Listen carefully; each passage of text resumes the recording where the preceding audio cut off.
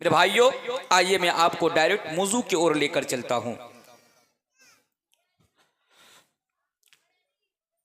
पहली बात तो यह है कि जो अमल हैं, अमल उसकी दो कैटेगरी है। एक अमल है नेक अमल और एक है बुरा अमल। अमल की दो कैटेगरी है, नेक अमल, बुरा अमल। नेक अमल किसे कहते हैं? नेक अमल उस अमल को कहते हैं, जैसे कि बहुत सारे मौलवी लोग कहते हैं नेक अमाल करो, नेक अमाल करो, नेक अमाल करो। तो भाई नेक अमाल क्या है? नेक अमाल वो अमल है कि जो हम कर रहे हैं उसकी दलील, उसकी एविडेंस कुरान और सही अहादीस के अंदर मौजूद हो। अगर आप कोई ऐसा अमल नेकी समझकर कर रहे हैं जिसकी दलील या जिसकी एविडेंस कुरान और सही हदीस के अंदर नहीं है तो वो नेक आमाल नहीं माना जाएगा। एक बात। दूसरी बात याद रखिए, ये बुनियादी बात है आज मेरी मौजू का। दूसरी बात है, आपके समाज में, आपके गांव में कोई ऐसा काम हो रहा है नेकी समझ करके, कोई ऐसा काम हो रहा है नेकी समझ करके, लेकिन उसकी दलील कुरान में नहीं है, हदीस में नहीं है, यह अमल नेक अमल नहीं होगा मेरे भाई। और यह अमल अल्लाह तबारक व तआला के यहाँ कबूल नहीं होगा। आप ये कहेंगे कि मौलाना साहब हमारे गांव में हम बरसों से कर रहे हैं, भाई इसको बंद कर दीजिए, आवाज टकरा रही है।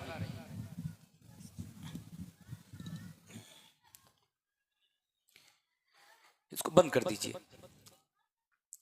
तो आप कहेंगे कि तनवीर साहब हमारे गांव में ऐसा काम हो रहा है, बरसों से हो रहा है, हमारे बाप दादा ने किया, हम कर रहे हैं, और आप कह रहे हैं कि अगर उसकी दलील कुरान में और हदीस में ना हो तो वो अमल नेक अमल नहीं होगा।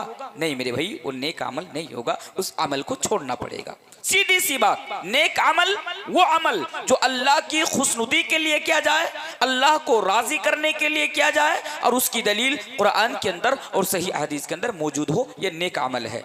बात समझ में आ गई। दूसरी बात, बुरा अमल। बुरा अमल की बहुत सारी कैटेगरीज हैं, बहुत सारी किस्में हैं।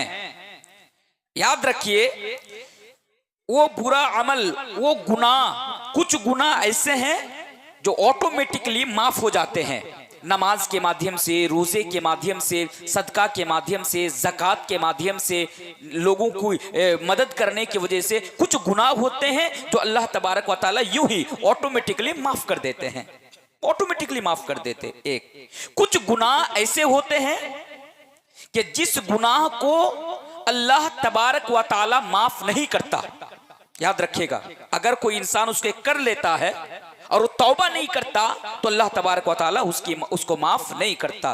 कुछ गुनाह ऐसे होते हैं कि अगर आप उस गुनाह को करेंगे और साथ ही साथ नमाज पढ़ेंगे, रोजा रखेंगे, ज़कात देंगे, हज करेंगे, उम्रे करेंगे, सदका व खैरात करेंगे, तो आपकी इबादत कबूल नहीं होगी उस गुनाह के करने की वजह से। और कुछ गुनाह ऐसे होते हैं कि आपके नामाए अमाल में बहुत सारी नेकियां हैं, लेकिन उस गुनाह की करने की वजह से आपके नामाए अमाल के अंदर, आपकी अकाउंट के अंदर जो गुनाह, जो नेकियां होंगी, जो नेक अमाल होंगे, जो अच्छे अमाल होंगे, वो खत्म हो जाएगा, वो तबाह हो जाएगा। इसीलिए चाहे गुनाह छोटा हो या गुनाह बड़ा हो, हमें गुनाह से बचना है। बात समझ में आ रही है? हमें गुनाह से बचना है। आइए एक हदीस में आपके सामने रख देता हूं।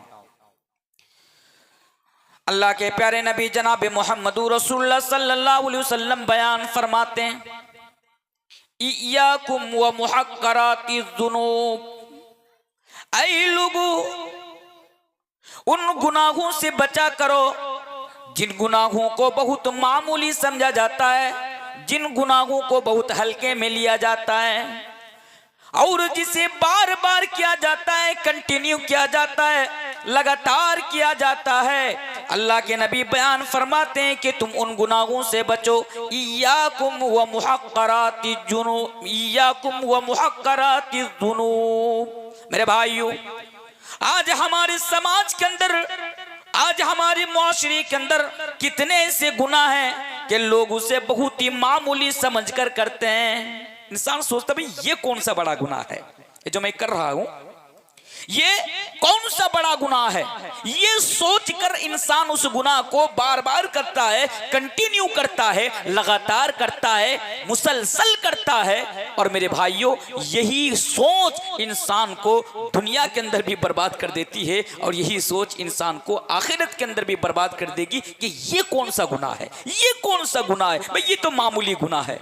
याद रखें, अल्लाह के नबी कहते हैं इय्याकुम व मुहक्कराति जुनूब, उन गुनाहों से बचो जिन्हें बहुत मामूली समझा जाता है। क्यों? फ़इन्नहुन्ना यज्तमिअना अला रजुलि हत्ता युहलिकना। नबी बयान फरमाते हैं कि यही गुनाह हत्ता युहलिकना, तुम्हें हलाकत में डाल देगा, यही गुनाह तुम्हें बर्बाद कर देगा, यही गुनाह तुम्हें जहन्नम के अंदर लेके चला जाएगा। इसलिए गुनाह चाहे हमारी नजर में बड़ा हो या हमारी नजर में छोटा हो, मेरे भाइयों, उन गुनाहों से हमें अपने दामन को बचाए रखना है, उन गुनाहों से हमें अपने आप को बचाए रखना है। अब आइए मैं आपको उस आयत की तरफ लेकर चलता हूं जो खुतबा मसनूना के बाद आपके सामने पढ़ी गई। अल्लाह तबारक व तआला कुरान करीम के अंदर सूरतुल गासिया के अंदर बयान फरमाते हैं, हल अताक हदीसुल गाशिया वुजूहु यौमइदिन खाशिआ आमिलतुन नासिबा तस्ला नारन हामिया। कल कयामत के रोज, कल डे ऑफ जजमेंट को बहुत सारे ऐसे लोग होंगे जिनके चेहरे पर डर होगा, जिनके चेहरे पर खौफ होगा, जिनके चेहरे पर दहशत होगी। यानी अल्लाह कुरान में बयान फरमाता है कुछ लोग होंगे जो कल कयामत की रोज, आवाज को थोड़ा स्लो करने बोलिए ना, थोड़ा स्लो कीजिए आवाज को। अगर मैं थोड़ा सा जोर से बोल दूंगा ना तो कान का पर्दा फट जाएगा इन लोगों का, इसलिए मैं धीरे से बोल रहा हूं। हेलो, ठीक ठीक ऐसे रहने दीजिए। अल्लाह तबारक व तआला बयान फरमाता है कल कयामत के रोज कुछ लोग डरे हुए होंगे, उनके चेहरे पर डर होगा, उनके चेहरे पर दहशत होगी, उनके चेहरे पर खौफ होगा। और ये वो लोग होंगे जो जहन्नम की खोलती हुई आग में डाल दिए जाएंगे, जहन्नम के अंदर डाल दिए जाएंगे। मेरे भाइयों, जब हमारे सामने जहन्नम की बात आती है तो हमें समझ में आता है कि जहन्नम के अंदर तो वो इंसान जाएंगे, जहन्नम के अंदर तो वो लोग जाएंगे जो दुनिया में गुनाह करते हैं, जहन्नम के अंदर तो वो लोग जाएंगे जो नमाज नहीं पढ़ते हैं, रोजा नहीं रखते हैं, बल्कि नेक कामों को अंजाम नहीं देते हैं, वो ये लोग जहन्नम के अंदर जाएंगे। लेकिन मेरे भाइयों, नहीं नहीं, यहाँ पर बेनमाजी की बात नहीं हो रही है, उन लोगों की बात नहीं हो रही है जो दुनिया में नमाज नहीं पढ़ते थे, दुनिया में रोजे नहीं रखते थे, दुनिया में ज़कात नहीं देते थे, दुनिया में नेक अमाल को नहीं बजा लाते थे। बल्कि यहाँ पर जिन लोगों की बात हो रही है, अल्लाह तबारक व तआला यहाँ पर बयान फरमाता है आमिलतुन नासिबा, ये वो लोग होंगे जो कल कयामत के रोज सिर्फ आग में डाले नहीं जाएंगे बल्कि खोलती हुई आग में डाल दिए जाएंगे, दहकती हुई आग में डाल दिए जाएंगे। वो कौन लोग होंगे? आमिलतुन नासिबा, ये वो लोग होंगे जो दुनिया में बड़े बड़े अमाल करके आए होंगे, दुनिया में नमाजी भी पढ़े होंगे, दुनिया में रोजे भी रखे होंगे, दुनिया में ज़कात भी दिए होंगे, दुनिया में दान व खैरात भी दिए होंगे, उसके बावजूद भी कल कयामत के रोज उसे जहन्नम के अंदर डाल दिया जाएगा, उसको जहन्नम की खोलती हुई आग में डाल दिया जाएगा। अब सवाल पैदा हो रहा है, मौलाना तनवीर, आज तक तो हम लोग ये समझ रहे थे जो दुनिया में नमाज नहीं पढ़ेगा वही जहन्नम के अंदर जाएगा, जो दुनिया में बुराई का इर्तिकाब करेगा वही जहन्नम के अंदर जाएगा। लेकिन आप तो ये कह रहे हैं कि नेक आमाल करने के बावजूद भी वो जहन्नम के अंदर जाएगा, ऐसा क्यों? मेरे भाइयों, जवाब बहुत ही आसान है, वो इसलिए जहन्नम के अंदर जाएगा। आमिलतुन नासिबा, जो वो दुनिया के अंदर नेक अमाल तो करते थे, वो दुनिया के अंदर अच्छे अमाल तो करते थे, लेकिन उस अमाल के करने के साथ साथ कुछ गुनाह ऐसे भी करते थे, कुछ बुराई ऐसे भी करते थे कि जिनकी वजह से या तो उनकी इबादत कबूल नहीं होती थी, या फिर जिनकी वजह से उनकी जो इबादत थी उनके नामा या अमाल में वो खत्म कर दी जाती थी, वो डिलीट कर दी जाती थी। अल्लाहु अकबर। क्या पता चला? हमें नेक आमाल करने के साथ साथ अपने नेकी की हिफाजत भी करनी है। ऐसा नहीं है बस हमने नमाज पढ़ दिया बहुत बड़ा तीर मार दिया, हमने रोजे रख लिए बहुत बड़ा कर दिया। नहीं मेरे भाई, हमें जहां नमाज पढ़नी है, हमें जहां रोजे रखने हैं, हमें जहां ज़कात देनी है, वहां पर हमारे अंदर ये एहसास भी होना है, ये फिक्र भी होनी है कि हम अपने नेकियों की हिफाजत कैसे करें। एक मिसाल देता हूं मैं आपके सामने। आप 20 साल की उम्र से लेकर जो दिन में 300, 400, 500 रुपया कमाते थे, उनमें से कुछ हिस्सा निकाल कर आप बैंक में जमा कर देते थे। बहुत सारे लोग बैंक में जमा करते कि नहीं करते? आप भी करते होंगे। आप क्या करते हैं? बैंक में इसीलिए आप पैसा डिपॉजिट करते हैं, बैंक में इसलिए आप पैसा जमा करते हैं क्योंकि जब आप बूढ़ा हो जाएंगे, जब आप कमाने लायक नहीं रहेंगे, ताकि वो पैसा आपका काम आ सके। या आपके घर में बेटी पैदा हुई, अभी से आप सोचने लगे कि चलो भाई बेटी पैदा हो गई, बेटी बड़ी होगी, फिर बेटी की शादी दिलाना है, फिर बहुत पैसा खर्च होगा, इतना पैसा एक साथ कहाँ से मैनेज करूंगा, अभी से धीरे धीरे पैसा जमा कर देता हूँ बेटी की शादी के लिए। इस नियत से हम और आप बैंक में पैसा जमा करते। अब आपकी बेटी बड़ी हो गई, जवान हो गई, शादी के लायक हो गई। अब बैंक में गए, जब आप बैंक में गए, बैंक में जब पैसा निकालने के लिए जाते हैं तो भाई आपके अकाउंट में पैसा है या नहीं है? दिमाग घूम गया भाई। हमने 15 साल से 20 साल से हमने बैंक में पैसा डिपॉजिट किया, बेटी की शादी के लिए बैंक में पैसा रखा, और आज हमारे बैंक में पैसा नहीं है। आप मैनेजर के पास गए, मैनेजर के पास जाने के बाद आप मैनेजर से कह रहे, मैनेजर साहब क्या बात है, हमारे अकाउंट में पैसा नहीं है। तो मैनेजर बोल रहे हैं कि मुझे पता नहीं आपके अकाउंट में पैसा क्यों नहीं है, शायद कोई फॉल्ट होगा या कुछ होगा, या किसी तरह निकल गया होगा, या आप ही का कोई निकाल लिया होगा। बहरे कहीं वो कोई भी वजह आपके सामने रख सकते हैं। अब आपको पैसा नहीं मिला तो मेरे भाइयों बताइए आपका हाल क्या होगा? आप परेशान होंगे कि नहीं होंगे? लेकिन ये दुनिया है। आप सफर में निकले, ऐसा सफर कि जहां दूर दूर तक पानी का कोई अता पता नहीं हो। जब आप घर से निकले, एक बोतल में पानी भर लिए, क्यों? क्योंकि जब मैं उधर जाऊंगा उधर तो पानी नहीं मिलेगा, जब मुझे प्यास लगेगी तो मैं पानी पीऊंगा। लेकिन बोतल के नीचे से एक सुराख था, आपको पता नहीं चला। जब आप वहां पर पहुंचे, जब आपको प्यास लगी पानी पीने के लिए, आप बोतल को निकाले, जब देख रहे हैं कि भाई बोतल के अंदर पानी है या नहीं है। अब आप सोच रहे हैं मैंने तो पानी भरा था, मैंने तो बोतल के अंदर पानी भरा था, पर पानी क्यों नहीं है बोतल के अंदर? जब गौर व फिक्र कर रहे हैं तो देख रहे हैं कि बोतल के नीचे एक सुराख है, जो टपक टपक एक बूंद कर करके पानी नीचे गिर रहा है। तब आप अफसोस कर रहे हैं, हाय अफसोस, पानी भरते हुए अगर हमने सही से चेक कर लिया होता, हमने देख लिया होता, तो फिर आज ऐसी नौबत नहीं आती। हम प्यास के मारे दर दर के ठोकर ना खाते, हम प्यास के मारे इस तरह तकलीफ को बर्दाश्त ना करते। तो मेरे भाइयों, जहां नेकी कर रहे हैं, अपने अकाउंट में, अपने नामा आमाल में जमा कर रहे हैं, वहां पर आपको दुनिया के अंदर यह भी देखना है कि ये सब गुनाह हमसे हो रहा है कि नहीं हो रहा है। कौन से गुनाह? जो अभी आज मैं आप लोगों के सामने बड़े ही इख्तिसार के साथ आप लोगों के सामने आज मैं रखूंगा। आइए सबसे पहले उस गुनाह को देखते हैं। वो कौन सा गुनाह है कि जिसकी वजह से हमारी इबादत अल्लाह ताला कबूल नहीं करता, हमारी नेकी अल्लाह के यहाँ कबूल नहीं होती। वो क्या गुनाह है? आइए एक आयत में आपके सामने रखता हूं। अल्लाह तबारक व तआला कुरान करीम के अंदर बयान फरमाता है, यमहकुल्लाहु रिबा व युरबी सदक़ात। और इस आयत की तफसीर में हजरत अब्दुल्ला इब्न अब्बास, अल्लाहु अकबर, बहुत बड़े मुफस्सिर थे ये। हजरत अब्दुल्ला इब्न अब्बास बहुत बड़े मुफस्सिर, और इसके लिए अल्लाह के प्यारे रसूल जनाब मोहम्मद रसूलुल्लाह सल्लल्लाहु अलैहि वसल्लम दुआ किए थे। इस आयत की तफसीर में हजरत अब्दुल्ला इब्न अब्बास लिखते हैं, क्या लिखते हैं? यमहकुल्लाहु रिबा व युरबी सदक़ात।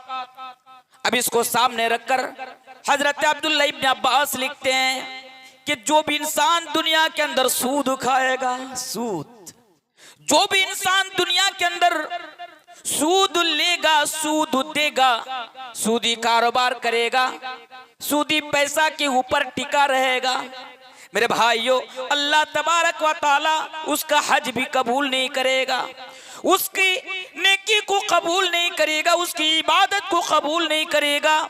तो क्या पता चला, अगर हम और आप दुनिया में सूद खाएंगे तो अल्लाह तबारक व ताला हमारी इबादत को कबूल नहीं करेगा। लेकिन मेरे भाइयों, आज तो हम में से हर लोग सूदी कारोबार में गिरफ्तार हैं।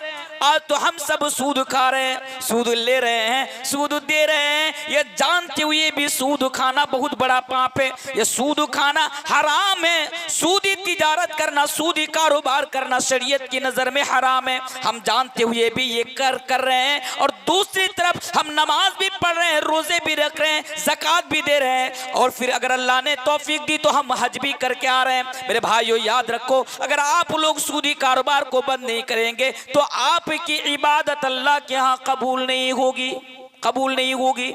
लेकिन मेरे भाइयों, मुझे बड़े अफसोस के साथ आज आप लोगों को देखकर, आज हमारे समाज के लोगों को, हमारे मुआशरे के लोगों को देखकर मैं ये बात कहकर जा रहा हूँ, अल्लाहु अकबर, पहले सहाबा में और हम में आज कितना फर्क आ गया। वो लोग भी अल्लाह और अल्लाह के रसूल पर ईमान रखने वाले मुसलमान थे, वो लोग भी अल्लाह और अल्लाह के रसूल के ऊपर ईमान रखने वाले लोग थे। लेकिन उन लोगों में और आज के ईमान वाले लोगों में, आज के मोमिनों में, आज के मुसलमानों में कितना बड़ा फर्क आ गया। जरा देखो, सहाबाए किराम जब किसी चीज को खाते थे, अगर उससे शक हो जाता कि अभी जो चीज मैंने खाई ये हलाल है या हराम है, तो मेरे भाइयों, वो लोग मुंह में उंगली डालते और उंगली डालकर कई कर देते थे, उस चीज को निकाल देते थे। जैसा कि एक हदीस है, हजरत अबू बकर सिद्दीक रज़ी अल्लाहु ताला अन्हु का एक गुलाम है, गुलाम समझते हैं, एक नौकर गुलाम है। वो गुलाम कुछ खाने की चीज लाकर हजरत अबू बकर सिद्दीक को देते हैं, और हजरत अबू बकर सिद्दीक उस चीज को खा लेते हैं। खा लेने के बाद पेट के अंदर वो चीज चली जाने के बाद वो गुलाम हजरत अबू बकर सिद्दीक से कहते हैं कि ऐ मेरे, ऐ सिद्दीक, ऐ सिद्दीक, ऐ मेरे आका, क्या आपको पता है कि जो चीज मैंने आपको दी और आपने उसे खा ली, लेकिन आपने सवाल नहीं किया कि ये चीज मुझे कहां से मौसूल हुई, ये चीज मुझे कहां से मिली, ये खाना मुझे कहां से मिला, आपने खा लिया। हजरत अबू बकर सिद्दीक ने कहा कि जरा बताओ कि ये खाना तुम्हें कहां से मिला, ये चीज तुम्हें कहां से मिली। गुलाम ने जवाब दिया कि ऐ सिद्दीक, जब मैं इस्लाम नहीं लाया था मैं एक काहिन था, काहिन, भविष्य बताने वाला। आपके इलाके में आते भविष्य बताने वाला, आते कि नहीं आते? एक मर्तबा, चलिए मिसाल दे ही देता हूं, हमारे इलाके में ना एक हाथ देखकर भविष्य बताने वाला आया, हाथ देखकर भविष्य बताने वाला आया। जब वो आया, सारे लोग भीड़ लगाकर वहां पे चले गए, जमा हो गए, सब कोई अपना अपना हाथ दिखा रहे हैं कि जरा मुझे मेरे हाथ की लकीर देखकर जरा मुझे बता दीजिए मेरा क्या होगा, क्या होगा, क्या होगा। मैं उस पर ईमान नहीं रखता हूं, सिर्फ उसकी पर्दा हटाने के लिए मैं सामने गया, जरा मैं भी देखूं ये क्या करते हैं।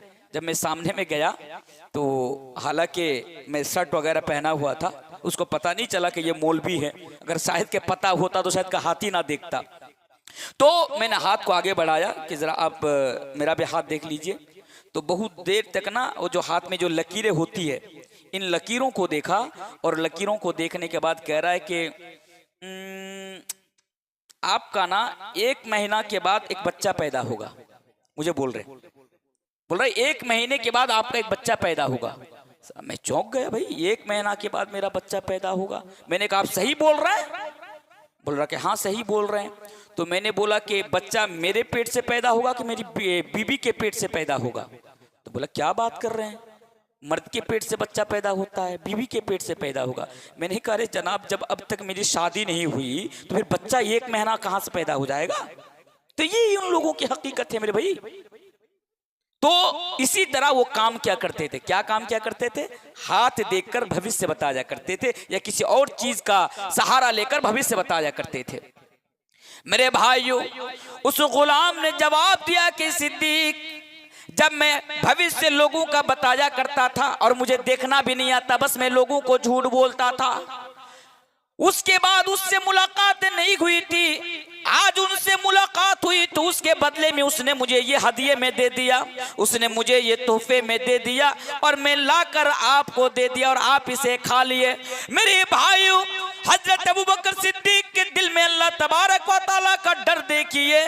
वो क्या करते हैं, मुंह के अंदर उंगली डालते हैं, मुंह में हाथ डालते हैं और हाथ डालने के बाद अंदर में जो चीज चली गई थी, जो खाना चला गया था, उस खाना को निकाल कर बाहर फेंक देते हैं, उस चीज को निकाल कर बाहर फेंक देते हैं। मेरे भाइयों, ये है मुसलमान, ये है सहाबाए रसूल, ये है अल्लाह और अल्लाह के रसूल पर ईमान रखने वाले लोग कि अगर कोई चीज खा लेते हैं, उससे अगर शक भी हो जाता है कि मैंने हलाल का खाया या हराम का खाया, तो वो मुंह में हाथ डालकर उसको बाहर कर देते हैं। और आज हम और मुसलमान हैं कि करोड़ों का खा लेते हैं, जानबूझकर करोड़ों रुपया हराम का खा लेते हैं, लेकिन हद तो इस बात पर है कि एक डकार तक नहीं लेते, एक डकार तक हम और आप नहीं लेते। मेरे भाइयों, आगे आइए, इसके ऊपर ज्यादा बात नहीं करूंगा, दूसरा गुनाह आपके सामने लेकर आऊंगा। ये जो सूद है, जो आज हमारे समाज के अंदर बहुत ही तेजी के साथ बढ़ रहा है, ये सूद कितना खतरनाक है, आइए बस 2-3 आयतें और हदीस मैं आपके सामने रख देता हूं। सूदी कारोबार करने वालों, सूद खाने वालों, वो मेरी माओ और बहनों, बंधन लोन का पैसा लाइन लगाकर उठाने वालों, जमा करने वालों, इस आयत को सुन लो। अल्लाह तबारक व तआला फरमाता है, या अय्युहल्लज़ीना आमनुत्तकुल्लाह वज़रू मा बक़िया मिनर रिबा इन कुंतुम मुमिनीन। अल्लाह कहता है, या अय्युहल्लज़ीना आमनुत्तकुल्लाह, यहाँ पर सिर्फ और सिर्फ हमसे और आपसे मुखातब होकर कह अल्लाह, यानी हमसे और आपसे, हमको और आपको मुखातब किया जा रहा है। यहाँ पर न किसी हिंदू से कहा जा रहा है, न किसी क्रिश्चियन से कहा जा रहा है, न किसी यहूदी से, न किसी ईसाई से, न किसी बुद्धिस्ट से कहा जा रहा है, न किसी जैनियों से कहा जा रहा है, बल्कि यहाँ पर अल्लाह तबारक व तआला सिर्फ और सिर्फ मोमिनों से कह रहा है, सिर्फ और सिर्फ मुसलमानों से कह रहा है, या अय्युहल्लज़ीना आमनुत्तकुल्लाह, ऐ लोगों, अगर सच में तुम्हारे दिल में ईमान है तो तुम मुझसे डरो, यानी अल्लाह तबारक व तआला से डरो। फिर आगे बयान फरमाता है, वज़रू मा बक़िया मिनर रिबा इन कुंतुम मुमिनीन, और ये जो सूद का पैसा बाकी रह गया है, तुम इसको छोड़ दो। ये जो तुम सूदी लेन देन करते हो, सूद खाते हो, सूद देते हो, सूदी कारोबार करते हो, इसे बंद कर दो, इसे छोड़ दो। फिर आगे बयान फरमाता है, अगर सच में तुम मोमिन हो, अगर सच में तुम्हारे दिल में अल्लाह और अल्लाह के रसूल के लिए ईमान हो, सिर्फ जबान पे नहीं कि मैं मुसलमान हूँ, सिर्फ जबान पे नहीं कि मैं मोमिन हूँ, अगर सच में तुम मोमिन हो, इन कुंतुम मोमिनीन, तो तुम ये सूदी कारोबार अभी बंद कर दो, कल नहीं अभी बंद कर दो, इसी वक्त बंद कर दो। फिर आगे अल्लाह तबारक व तआला वार्निंग दे रहा है, ऐ लोगों सुनो, ये जो वार्निंग मिल रही है, ये वार्निंग मौलवी तनवीर आलम आपको नहीं दे रहा है। अरे मौलवी तनवीर आलम की क्या मजाल के कलिया चौक के लोगों को वार्निंग देकर जाएं, मेरी क्या मजाल के मैं कलिया चौक के लोगों को वार्निंग दूं। हालांकि कलिया चौक के लोग ऐसे दिल के बड़े अच्छे होते हैं, मैं इस बात की सर्टिफाई करता हूं आपके सामने। मेरे नजरिए से अल्हम्दुलिल्लाह मैं 12 साल से कलिया चौक आ रहा हूं, 12 साल से कोई ऐसा इलाका नहीं कलिया चौक के अंदर जहां पर मेरा प्रोग्राम ना हुआ हो, शायद के हो भी सकता है। तो ऐसे कलिया चौक के लोग ना बड़े अच्छे होते हैं, दिल के बड़े, पता नहीं फिर भी कलिया चौक के लोगों को लोग क्यों बदनाम करके रखे हैं, मुझे समझ में नहीं आता। जब मैं प्रोग्राम में निकलता हूँ, माँ से पूछता हूँ कि माँ प्रोग्राम के लिए जा रहा हूँ, माँ कहती है बेटा कहाँ जा रहे हो, मैं कहता हूँ कलिया चौक जा रहा हूँ। बेटा, माँ कहती है बेटा जरा संभाल के रहना, सुना हो कलिया चौक के लोग बड़े डेंजर होते हैं। मैं इस बात को नहीं मानता, मैं इस बात को नहीं, कलिया चौक के लोग ना दिल के बड़े अच्छे होते हैं, दिल के बड़े अच्छे होते हैं भाई। लोग तो बाहर से कुछ भी बोल देते, कलिया चौक तो यूं ही बदनाम है। हम आह भी करते हैं तो हो जाते हैं बदनाम, वो कत्ल भी करता है तो चर्चा नहीं होता। ये मामला कलिया चौक के लोगों का है मेरे भाई। तो यहाँ पर जो वार्निंग दी जा रही है, ये वार्निंग मैं आपको नहीं दे रहा हूँ। ये जो बात मैं आपके सामने कर रहा हूँ, ये बात मौलवी तनवीर की नहीं है, सिर्फ जबान मौलवी तनवीर की है। सिर्फ मैं अपनी जबान से बोल रहा हूँ, लेकिन जो मैं बात अभी आपके सामने करूंगा, जो वार्निंग दूंगा, ये अल्लाह ताला आपको वार्निंग दे रहा है। ऐ मोमिनो, ऐ मुसलमानों, मैंने तुमसे कहा कि तुम सूद खाना बंद कर दो, सूदी कारोबार करना बंद कर दो। उसके बावजूद भी अगर तुम सूदी कारोबार को बंद नहीं करोगे, इसलिए कि तुम तो डॉन हो, तुम तो बहुत बड़े आदमी हो, तुम तो हीरो हो, तुम तो 30 मार खा हो, तुम्हारे कान में मौलवियों की जब बात आती है तो ये कहकर ठुकरा देते हो। इसकी क्या औकात के मुझे छोड़ने के लिए मना करे। अब सुनो, होते होंगे तुम तुम्हारे इलाके में बहुत बड़े डॉन हो, होते होंगे तुम तुम्हारे इलाके में बहुत बड़े हीरो हो, लेकिन जरा वार्निंग भी तो देखो कि वार्निंग मिल रही है तो तुम्हें किसकी तरफ से मिल रही है। अब अल्लाह कहता है फ़इल्लम तफ़अलू फ़अज़नु बिहर्बिम मिनल्लाहि व रसूली। अल्लाह कहता है मैंने तुम्हें सूद को छोड़ने के लिए कहा। अब सुनो, अगर तुम सूदी कारोबार को बंद नहीं करोगे, अगर तुम सूद को नहीं छोड़ोगे, फ़इल्लम तफ़अलू फ़अज़नु बिहर्बिम मिनल्लाहि व रसूली, तो तुम अल्लाह और अल्लाह के रसूल के साथ जंग करने के लिए तैयार रहो, अल्लाह और अल्लाह के रसूल के साथ लड़ने के लिए तैयार रहो। ओ मेरे भाइयों, ये कितनी बड़ी बात कही जा रही है। अगर आप इसको दिल से सोचेंगे मेरे भाइयों, आपका कदम लड़खड़ा जाएगा। अगर आप इस बात को दिल से सोचेंगे, आपका चैन खत्म हो जाएगा। मेरे भाइयों, डर के मारे आपको ऐसा महसूस होगा कि आप जहां पे खड़े हैं वहां की जमीन फट रही है, वहां की जमीन धंस रही है। ये इतनी बड़ी वार्निंग कि जिसने हमें पैदा किया, जिसने हमें दुनिया के अंदर भेजा, हर चीज दुनिया, पूरी दुनिया का जो रब्बुल आलमीन है, पूरी दुनिया को जो चलाने वाला है, वो रब हमसे और आपसे ये वार्निंग दे रहे हैं कि अगर तुम सूदी कारोबार को बंद नहीं करोगे, अगर तुम सूद नहीं छोड़ोगे, फ़इल्लम तफ़अलू फ़अज़नु बिहर्बिम मिनल्लाह, तो अल्लाह और अल्लाह के रसूल के साथ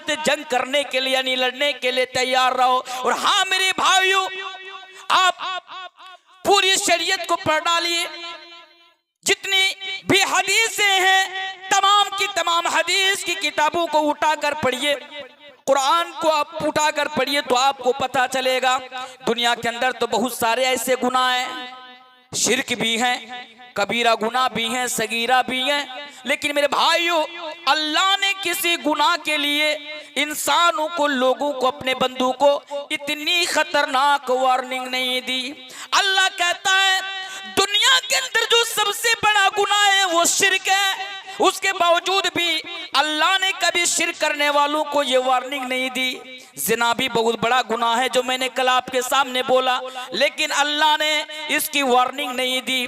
चोरी भी बहुत बड़ा गुनाह है, लेकिन अल्लाह ने इसकी वार्निंग नहीं दी। लेकिन जब सूद की बात आई, जब इंटरेस्ट की बात आई, जब ब्याज की बात आई, अल्लाह कहता है मेरे बंदो बहुत हो गया, तुमने बहुत सूदी कारोबार कर लिया, अब तो छोड़ दो, अब तो इसे बंद कर दो। अगर उसके बावजूद भी अगर तुम नहीं करोगे तो मेरे साथ जंग करने के लिए तैयार रहो। अब भला बताइए क्या हम इंसानों के अंदर इतनी ताकत है कि अल्लाह के साथ जंग कर सकते हैं?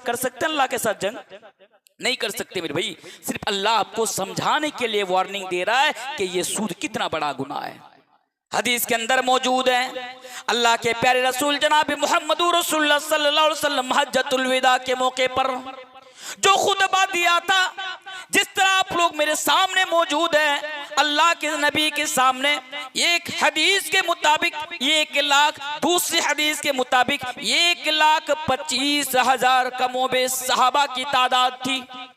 1,25,000 सहाबा नबी के सामने मौजूद है और नबी खुतबा दे रहे हैं और खुतबा देते हुए अल्लाह के प्यारे नबी जनाब मोहम्मद रसूलुल्लाह सल्लल्लाहु अलैहि वसल्लम बयान फरमाते हैं, ओ लोगों कान खोल कर सुन लो, ओ मेरी उम्मत के लोगों कान का पर्दा हटाकर खोल लो।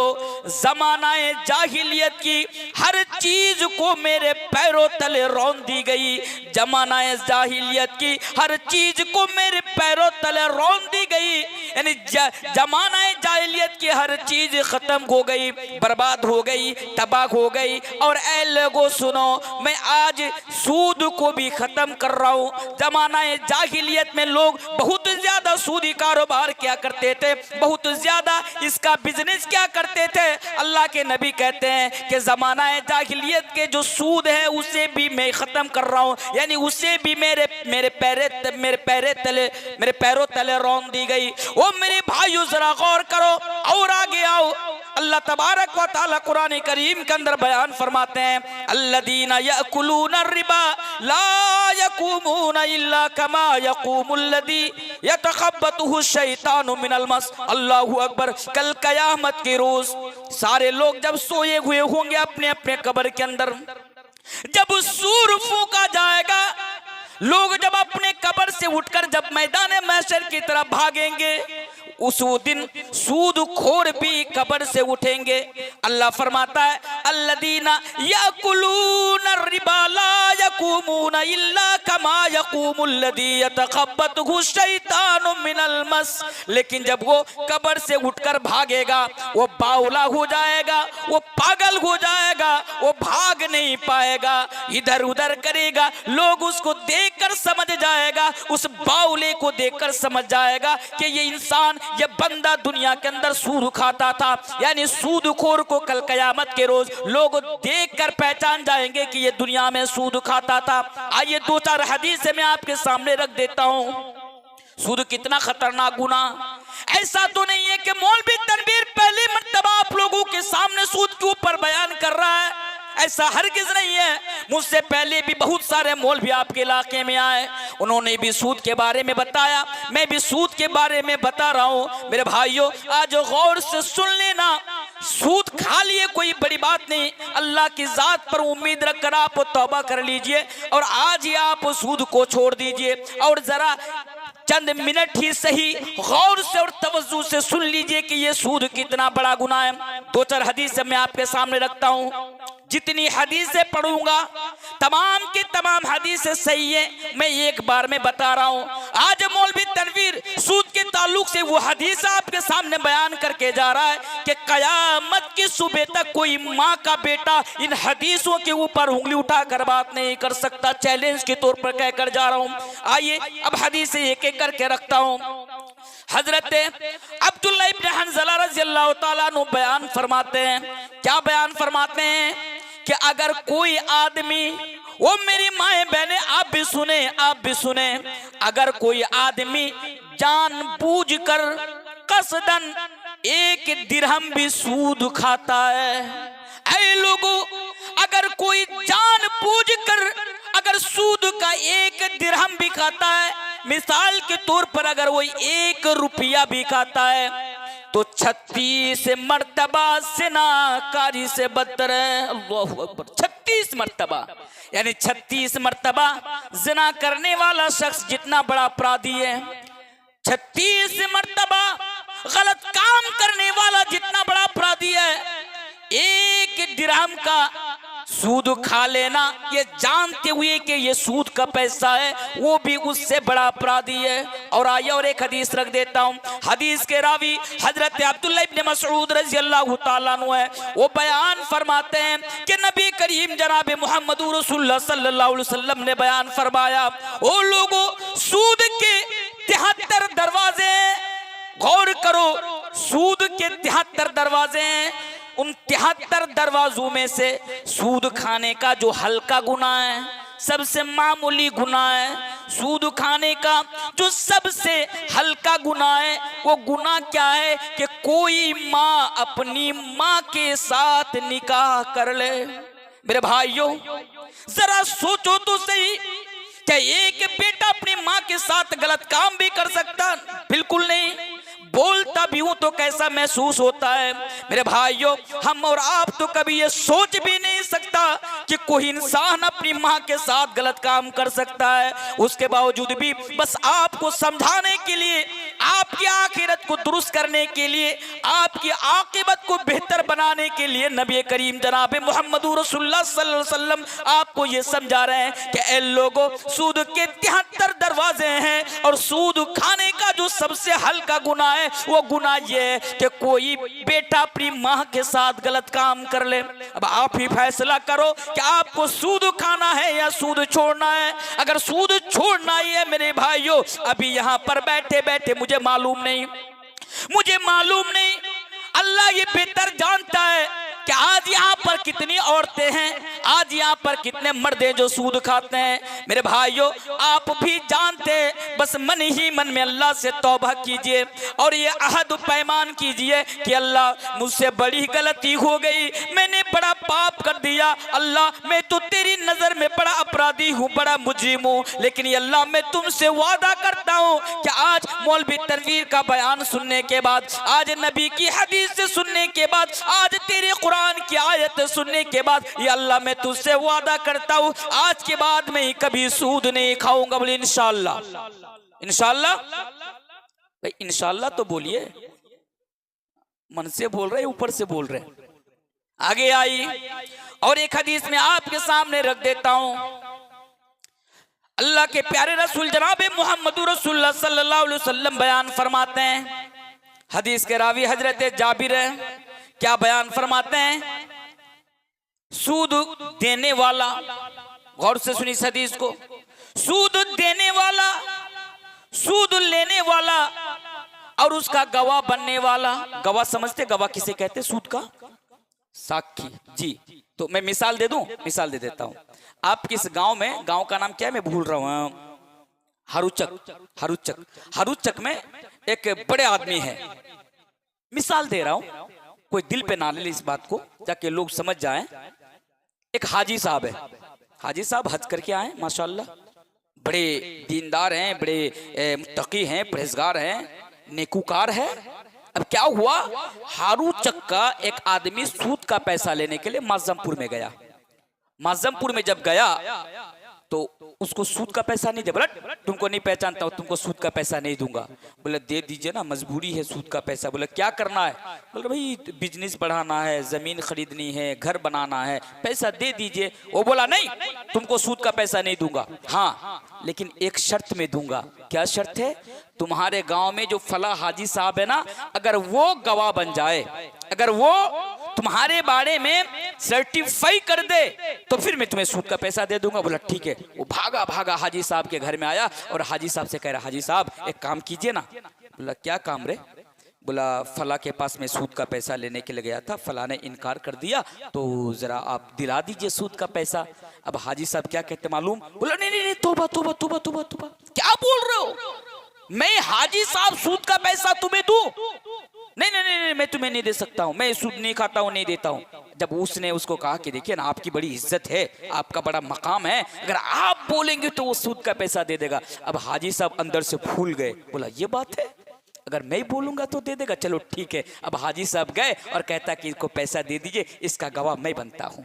अल्लाहु अकबर। सुनिए, सूद लेने वाला, सूद देने वाला, उसके ऊपर गवाह बनने वाला और दस्तावेज तैयार करने वाला, ये जो 4 किस्म के लोग हैं, जिन 4 किस्म के लोगों से सूदी कारोबार चलता है, सूद का पैसा लेना देना होता, आदान प्रदान होता है। मेरे भाइयों, इनके बारे में अल्लाह के नबी बयान फरमाते हैं कि इन 4 के ऊपर अल्लाह की लानत हो। और हदीस के अंदर नबी ने बयान फरमाया कि ये 4, सूद देने वाला जितना बड़ा अपराधी है, सूद लेने वाला भी उतना ही बड़ा अपराधी है, और सूद का गवाह बनने वाला भी उतना ही बड़ा अपराधी है, और उसका दस्तावेज तैयार करने वाला भी उतना ही बड़ा अपराधी है। आइए सूद के ऊपर और एक हदीस पर बोल देता हूं, उसके बाद दूसरी चीज के ऊपर आपको लेकर आऊंगा। अल्लाह के प्यारे नबी जनाब मोहम्मद रसूलुल्लाह सल्लल्लाहु अलैहि वसल्लम बयान फरमाते हैं, क्या बयान फरमाते हैं? एक मर्तबा 2 फरिश्ते मेरे पास आए, आने के बाद मुझे एक जगह में लेकर चले गए।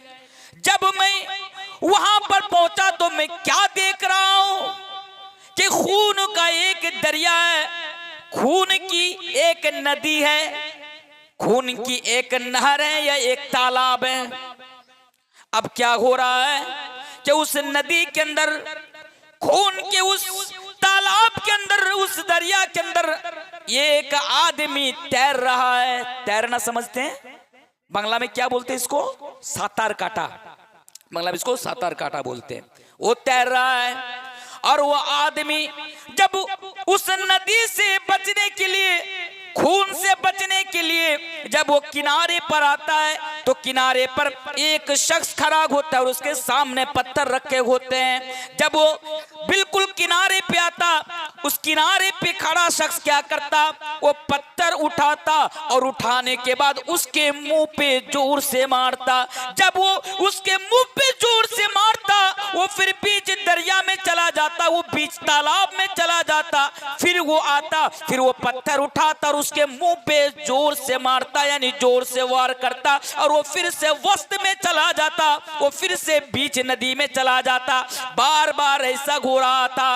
अल्लाह के नबी बयान फरमाते हैं कि मैंने फरिश्तों से पूछा, मैंने सवाल किया कि क्या माजरा है, क्या बात है कि ये एक आदमी खून की नदी से बचने के लिए जब वो किनारे पे आता है, किनारे पे खड़ा शख्स पत्थर उठाता है और उसके मुंह पे दे मारता है। बात क्या है, माजरा क्या है? फरिश्ते जवाब देते हैं। अल्लाह के नबी बयान फरमाते हैं कि फरिश्तों ने जवाब दिया कि अल्लाह के महबूब बंदे और अल्लाह के महबूब रसूल, सुन लीजिए, ये जो आदमी है आज खून की नदी में तैर रहा है, या उसके मुंह के ऊपर पत्थर मारा जा रहा है, या उसके सर के ऊपर पत्थर से उसका सर कुचला जा रहा है, यह आदमी दुनिया में सूद खाता था, यह आदमी दुनिया में ब्याज खाता था, यह आदमी दुनिया में इंटरेस्ट का पैसा खाया करता था, यह सूद को नहीं छोड़ा था, इसलिए आज उसको ये सजा मिल रही है और कयामत तक उसको ये सजा मिलती रहेगी।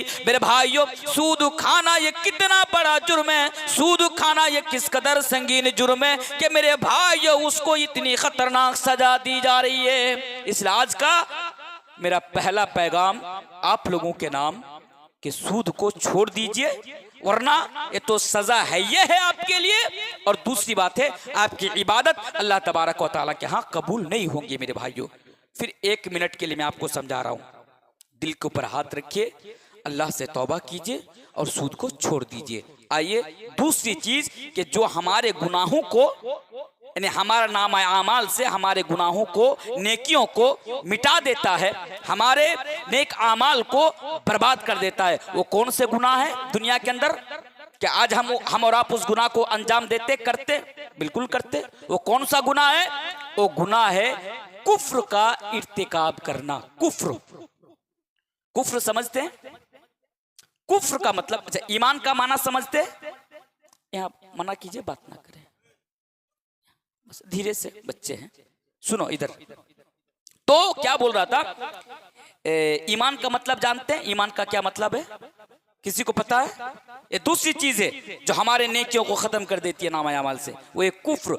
ईमान का मतलब होता है मानना, ईमान का एक मतलब होता है मानना, और कुफ्र का मतलब होता है इनकार करना।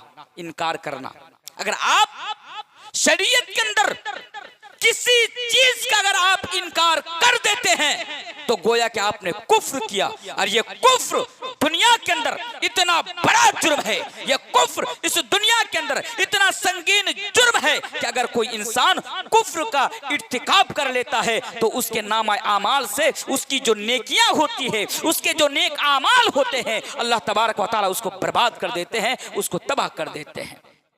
आइए, ईमान किसे कहते हैं?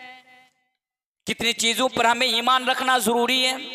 जब नबी से सवाल किया गया, हजरत जिब्रील अलैहिस्सलाम जब इंसान शक्ल में नबी के पास आए और नबी से कहा, या रसूल अल्लाह, ये अल्लाह के रसूल, मल ईमान के बारे में बताइए, ईमान किसे कहते हैं? नबी ने बयान फरमाया, अल ईमान अन तुमिन बिल्लाहि व मलाइकतिही व कुतुबिही व रुसुलिही वल यौमिल आखिर व तुमिन बिल क़द्रि खैरिही व शर्रिही मिनल्लाहि ताला। ईमान क्या है कि एक अल्लाह पर ईमान रखा जाए, उसके रसूल पर ईमान रखा जाए, उसकी किताबों पर ईमान रखा जाए, यौम आखिरत पर ईमान रखा जाए और अच्छी और बुरी तकदीर के ऊपर ईमान रखा जाए। आज हमारे समाज में कितने ऐसे लोग हैं जो तकदीर पर ईमान नहीं रखते हैं। आज कितने ऐसे लोग हैं जो तकदीर को झुठलाते हैं। और लोगों सुनो, ये जो 6 चीजें आपके सामने बयान की गई, अगर इन 6 चीजों में से किसी एक चीज का भी अगर आप इनकार कर देते हैं, गोया कि आपने कुफ्र किया। सिर्फ इतना ही नहीं, अगर शरीयत के उलमा बयान करते हैं, अगर शरीयत के अंदर किसी चीज का इनकार कर देते हैं, मसलन आपको ये गुनाह कर रहे हैं, इमाम साहब ने आपको बताया कि ये गुनाह तुम मत क्या करो, इस्लाम के अंदर इसकी सजा ये है, इस्लाम के अंदर इसके बारे में ये हुक्म है, जानने के बावजूद भी आप उसका इनकार कर रहे हैं। हटाओ तुम्हारी शरीयत को, हटाओ कुरान और हदीस को। मैं कुरान और हदीस को नहीं मानता, मैं इस कानून को नहीं मानता। मेरे भाइयों, अगर आपने इसका इनकार कर दिया, मसलन एक मर्द को इस्लाम ने 4 शादी करने का यानी इजाजत दी है। बात को समझिए मेरी माए बहनें, कितनी माए बहनें जो इसका इनकार कर देती है। इस्लाम ने एक इंसान को, एक मर्द को, एक पुरुष को 4 शादी करने की इजाजत दी है कि अगर तुम ताकत रख सकते हो, अगर तुम उन 4 के दरमियान या 2 के दरमियान या 3 के दरमियान अगर तुम बराबर का इंसाफ कर सकते हो, तो तुम 1 2 3 4 मसना सुलासा व रुबा यानी तुम 4 तक निकाह कर सकते हो। आपने शादी कर ली, आप घर में आए, आपकी बीबी ने इनकार कर दिया। अब आपकी बीबी आपसे कहती है कि मैं शरीयत को नहीं मानती, मैं इस्लाम को नहीं मानती, मैं इस्लाम के कानून को नहीं मानती, मैं कुरान को नहीं मानती कि 4 तुम शादी करो। बस मैं इतना जानती हूँ कि बस मैं दुनिया में मैं सिर्फ तुम्हारी बीबी और तुम्हारी बीबी बनकर रहूंगी। अगर कोई औरत ये चीज कह देती है तो मेरे भाइयों, गोया कि उसने कुफ्र का इर्तिकाब किया, गोया कि उसने कुफ्र किया, कुरान की आयत को झुटलाया, कुरान के शरीयत को हुक्म को झुटलाया, ये कुफ्र है। अब जरा देखो ये कितना बड़ा गुनाह है, ये कितना संगीन जुर्म है। अल्लाह रब्बुल आलमीन कुरान करीम के अंदर बयान फरमाता है, वमन यकफुर बिल ईमान फक़द हबिता अमलुहु व हुवा फिल आखिरति मिनल खासिरीन। वो लोगों जो भी कुफ्र का रास्ता इख्तियार करेगा, वमन यकफुर बिल ईमान फक़द हबिता अमलुहु, जो भी कुफ्र का रास्ता इख्तियार करेगा, अल्लाह तबारक व तआला उसके सारे के सारे नेक अमाल को बर्बाद कर देगा। अल्लाह तबारक व तआला उसके सारी की सारी नेकी को बर्बाद कर देगा। ये कुफ्र कितनी खतरनाक चीज है और आपको पता है। आइए आपके सामने और एक आयत में आपके सामने रख देता हूं कुफ्र के बारे में। अगर किसी इंसान की मौत दुनिया के अंदर कुफ्र के हालत में हो जाती है, वो तौबा नहीं करता है, तो उसका हाल क्या होगा। आइए एक हदीस में आपके सामने रख देता हूं। अल्लाह के प्यारे रसूल जनाब मोहम्मद रसूलुल्लाह सल्लल्लाहु अलैहि वसल्लम के ज़माने में एक आदमी रहता था। उस आदमी का नाम अब्दुल्ला बिन जुदआन था। ये अब्दुल्ला बिन जुदआन कौन था? सही हदीस है कि अब्दुल्ला बिन जुदआन बहुत ज्यादा नेकूकार था। अब्दुल्ला बिन जुदआन बहुत ज्यादा नेक आमाल क्या करता था। अब्दुल्ला बिन जुदआन गरीबों को खाना खिलाया करता था। यह अब्दुल्ला बिन जुदआन मेरे भाइयों खिदमत खल्क को ज्यादा से ज्यादा अंजाम दिया करता था। लेकिन जब इसकी मौत हो जाती है, इसका इंतकाल हो जाता है, अल्लाह के प्यारे नबी जनाब मोहम्मद रसूलुल्लाह सल्लल्लाहु अलैहि वसल्लम की प्यारी बीवी हजरत आयशा रज़ियल्लाहु ताला अन्हा नबी अकरम जनाब मोहम्मद रसूलुल्लाह सल्लल्लाहु अलैहि वसल्लम से सवाल करती है, या रसूल अल्लाह, या अल्लाह के रसूल, आप बताइए या अब्दुल्ला बिन जुदआन जन्नत के अंदर जाएगा या जहन्नम के अंदर जाएगा। तो अल्लाह के नबी ने बयान फरमाया, ऐ मेरी बीबी आयशा, या अब्दुल्ला बिन जुदआन जहन्नम के अंदर जाएगा। मेरे भाइयों, क्यों जहन्नम के अंदर जाएगा? जिसने इतनी सारी नेकियां किया था की थी, जिसने इतने सारे नेक अमाल किया था, उसके बावजूद भी वो जहन्नम के अंदर जाएगा। क्यों जाएगा? वो इसलिए जाएगा क्योंकि अल्लाह के नबी ने बयान फरमाया कि उसने कुफ्र की हालत में उसकी मौत हुई थी, उसने इस्लाम का इनकार किया था, उसने शरीयत का इनकार किया था, अल्लाह के हुक्म का इनकार किया था, जिसकी वजह से वो जहन्नम के अंदर जाएगा। तो ये कुफ्र, शरीयत के अंदर किसी चीज का इनकार कर देना, उसको इनकार कर देना, ना मानना, ये इतना बड़ा जुर्म है कि अल्लाह तबारक व तआला उसके सारी जिंदगी के नेक आमाल को इस गुनाह के करने की वजह से, अगर वो बगैर तौबा के अगर वो इंतकाल कर गया तो उसको तबाह कर देता है, उसको बर्बाद कर देता है।